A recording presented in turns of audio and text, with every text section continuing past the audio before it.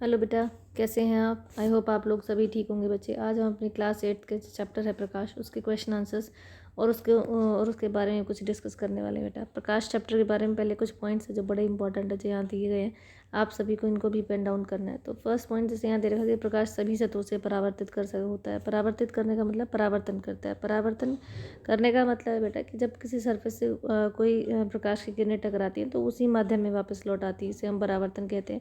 अब परावर्तन दो प्रकार का होता है बेटा, एक नियमित एक होता है, एक अनियमित होता है। अगर वो चिकनी या पॉलिश सरफेस से किया जाता है तो उसे नियमित परावर्तन कहते हैं। यदि वो खुरदरे सतहों से होता है तो उसे हम अनियमित परावर्तन कहते हैं। परावर्तन के दो नियम भी यहाँ पर दिए हुए हैं। जैसे फर्स्ट नियम कहता है बेटा, आपतन कोण, परावर्तन कोण और अपवर्तित कोण, ये तीनों के तीनों हमारे एक ही तल में होने चाहिए। आपतन कोण और परावर्तन कोण के समान होता है। दोनों नियम यहाँ पर दिए हैं। उसके अलावा हम बात करेंगे कि जो प्रकाश की किरणें हैं वो सफ़ेद रंग की होती है और जब वो किसी प्रिज्म से गुजरती हैं तो वो 7 रंगों में विभाजित हो जाती है। तो इनके बारे में हम बात करने वाले हैं।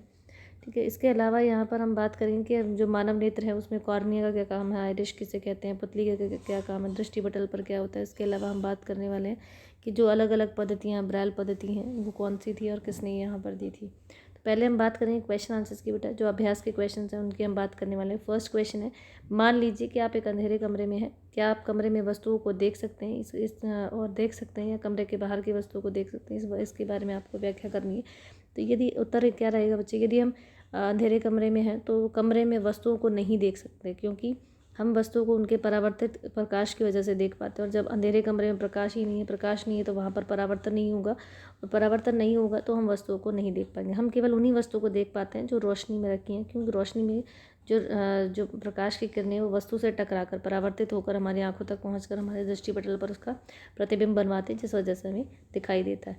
दूसरा क्वेश्चन है बेटा, नियमित और विसरित परावर्तन में अंतर आपको बताना है। तो नियमित परावर्तन वो होता है जो दर्पण जैसे चिकने पृष्ठ से होने वाले परावर्तन को हम क्या कहते हैं, नियमित परावर्तन कहते हैं।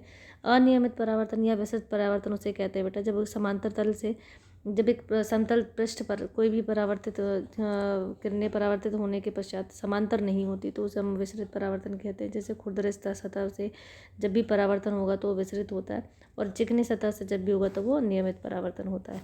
नेक्स्ट यहाँ पर बेटा आपको कुछ क्वेश्चन आंसर्स दिए हुए हैं जिनके आपको वन वर्ड आंसर्स देने हैं। जैसे आपको बताना है कि यहाँ से किससे विसरित होगा या किससे नियमित परावर्तन होगा। तो पहला है, पॉलिश युक्त लकड़ी की मेज से नियमित होगा। पॉलिश है इसलिए नियमित हो रहा है। अगर सिर्फ लकड़ी की मेज होती तो वहाँ से विसरित होता है। चौक पाउडर से विसरित होगा। गत्ते के पृष्ठ से भी विसरित होगा। संगमरमर का जो फर्श है जिस पर जल फैला हुआ, अगर बिना जल के होता तो हम इसे विसरित कहते, लेकिन जल फैला हुआ इसलिए वहाँ पर नियमित परावर्तन होगा। दर्पण से नियमित होगा। कागज का टुकड़ा नियमित होगा। नेक्स्ट क्वेश्चन है बेटा, परावर्तन के नियम लिखने। तो दो नियमों के बारे में हमने बात की थी। यहाँ पर ये डायग्राम बड़ा इंपॉर्टेंट है बेटा, सबको आपको ये भी बनाना है कि एंगल आई कहाँ बन रहा है, एंगल आर क्या बनता है। एंगल आई को हम आपतन कोण कहते हैं, एंगल आर को हम परावर्तन कोण कहते हैं। तो फर्स्ट पहला नियम ये कहता है कि जो भी यहाँ कोण आई बनेगा वो हमेशा कोण आर के बराबर होगा। मतलब आपतन जो कोण है वो परावर्तन कोण के हमेशा बराबर होगा। सेकंड यहाँ पर जो हमारा नियम है बेटा वो कहता है कि आपतित किरण पर आपतित किरण आपतन बिंदु पर जो अभिलंब बना है और परावर्तित किरण, ये तीनों ही एक ही तल में रहेंगे। ठीक है, तो ये डायग्राम भी आप अच्छे से बना लेना। क्वेश्चन नंबर 5 है बेटा, यह दर्शाने के लिए आपतित किरण, परावर्तित किरण और आपतन बिंदु पर अभिलंब एक ही तल में होते हैं। एक आपको क्रियाकलाप कर आप उसका व्याख्या करेंगे।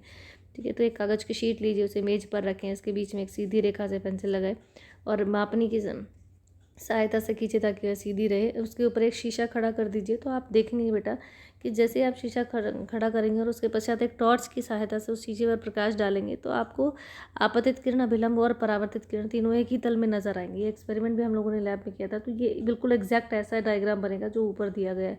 तो इस क्वेश्चन के साथ आपको ये डायग्राम भी बनाना है। क्वेश्चन 5 में भी डायग्राम बनेगा और 4 में भी बनेगा। अब क्वेश्चन नंबर 6 की बात करें, यहाँ पर आपके पास रिक्त स्थान दिए हुए हैं।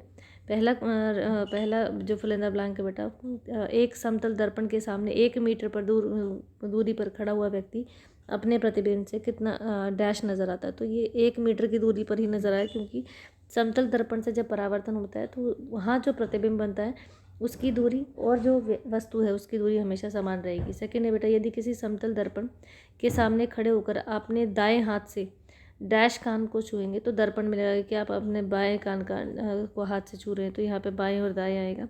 नेक्स्ट है बेटा, जब आप मंद प्रकाश में देखते हैं तो पुतली का साइज डैश हो जाता है। जब मंद मतलब कम प्रकाश में, धीमे प्रकाश में हम देखते हैं तो हमारी पुतली का साइज विस्तृत हो जाता है, मतलब बड़ा हो जाता है। नेक्स्ट है, रात्रि पक्षियों के नेत्रों में शलाकाओं की संख्या की अपेक्षा शंकुओं की संख्या डैश होती है, अधिक होती है, क्योंकि शलाकाएँ जो होती हैं वो हमें हमें रात को अंधेरे में देखने में हेल्प करती हैं, और जो शंकुएँ होती हैं वो हमें प्रकाश में देखने में हेल्प करती है। इसलिए जो रात्रि में जो पक्षी जैसे उल्लू है, इनकी नेत्रों में शलाकाओं की संख्या अधिक होती है एज़ कम्पेयर टू शंकुओं की। अब नेक्स्ट क्वेश्चन है बेटा, आपको बताना है कि आपतन कोण और परावर्तन कोण किसके बराबर होते हैं। तो ये सदैव बराबर होते हैं, हमेशा बराबर होते हैं, किसमें, परावर्तन में।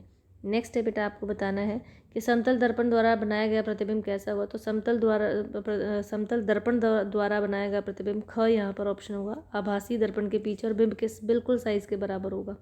नेक्स्ट क्वेश्चन है, कैलाइडोस्कोप की संरचना करनी है। तो ये कैलाइडोस्कोप आपको बनाना भी है, और इसके बनाने की यहाँ पूरी प्रक्रिया दी हुई है कि आपको रचना के अंतर्गत दर्पणों से बहुलित परावर्तन के सिद्धांत पर आधारित एक मनोरंजक युक्ति है, जिसे बहुमूर्तिक मतलब बहुमूर्ति दर्शन मतलब कैलाइडोस्कोप कहते हैं।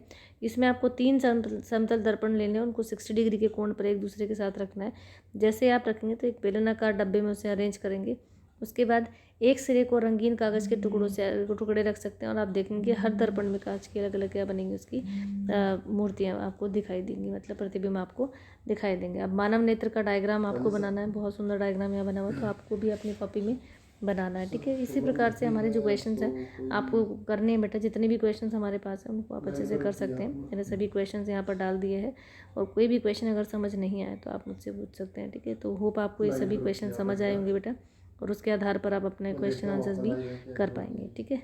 चलिए, तो आज के लिए इतना ही। अगर अभी तक आपने मेरे चैनल को सब्सक्राइब नहीं किया बेटा, तो आप नीचे दिए लिंक पर क्लिक करके भी मेरे चैनल को सब्सक्राइब कर सकते हैं, एज वेल एज आप नाम से भी मेरे चैनल को सब्सक्राइब कर सकते हैं बच्चे। मेरे चैनल का नाम है beyond imagine point. Thank you.